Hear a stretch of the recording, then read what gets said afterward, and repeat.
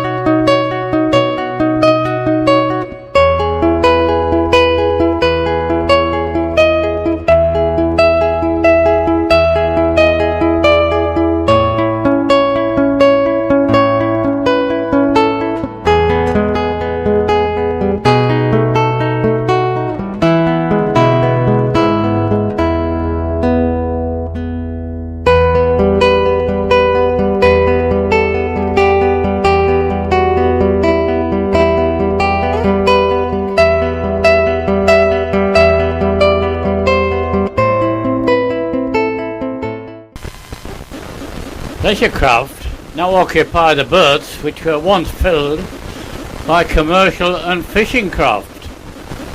Only 10 trawlers remain in Whitby fishing fleet since quotas and decommissioning were brought in.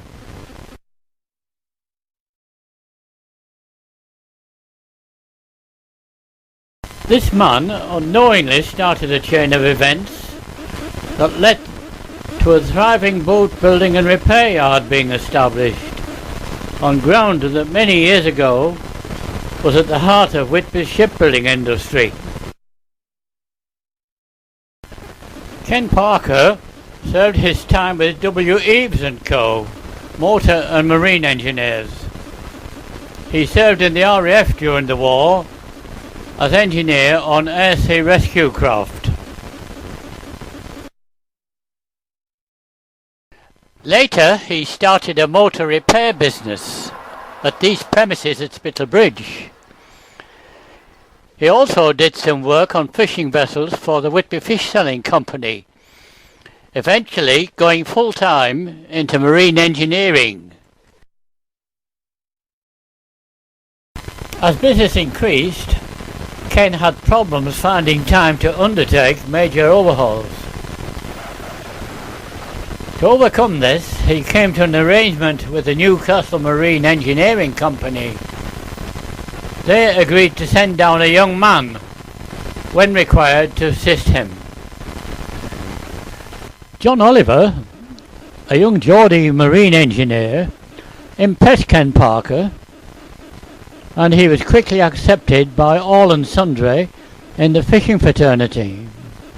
In 1971, John, who had all the required skills and qualifications in marine engineering, became a partner with Ken in Parker Oliver, a new enterprise servicing and repairing fishing vessels. He moved to Whitby at this point and has run the affairs of the company since, with his wife Esther becoming company secretary. Parker Oliver became Parker Oliver Kilpatrick when well-known local man Mike Kilpatrick joined the company. This arrangement, however, wasn't very long-lived. And in 1986, Ken Parker retired. In 1988, Jim Morrison became a partner with John in Parkol Marine Engineering, a move that would eventually transform Parkol into the successful trawler building and repair company we know as it is today. Jim served 5 years initial training at Redpath, Dorman Longs. He developed his skills at the Whitehall shipyard, laying construction, and Redpath offshore.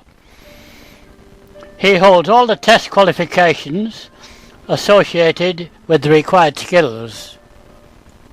This lady is John Oliver's wife Esther, and as company secretary she has overseen the many changes that have taken place since 1971. As Jim became established, it became quite clear that it was time to look for new premises.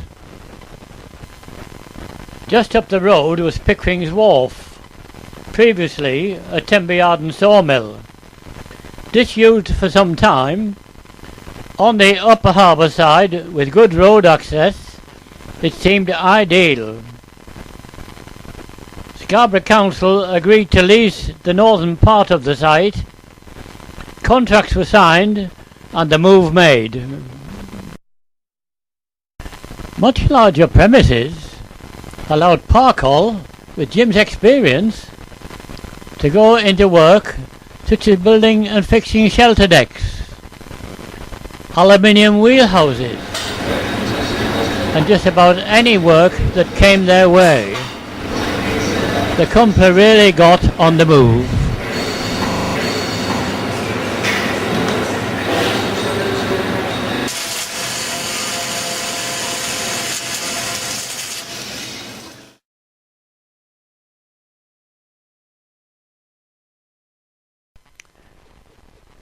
While all this was going on, a long-time ambition was being played out. Parkol had for some time talked about building a new trawler, and this is it. A small steel-hulled trawler built for a Scottish owner was about to be launched. The big crane was in position, the lifting gear all checked, and the Jacqueline Ann was launched with a great deal of satisfaction. The first trawler to be built by Parkol Marine.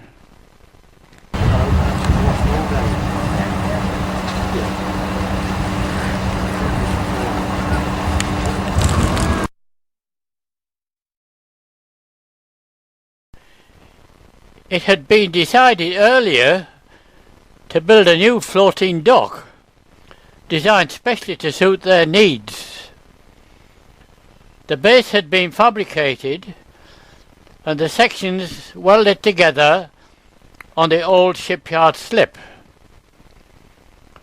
It was now ready to tow down to Pickering's Wharf, and a specialist company using 2 special trailers were contracted to move the unit to the bottom of the slip where it would float off at high water.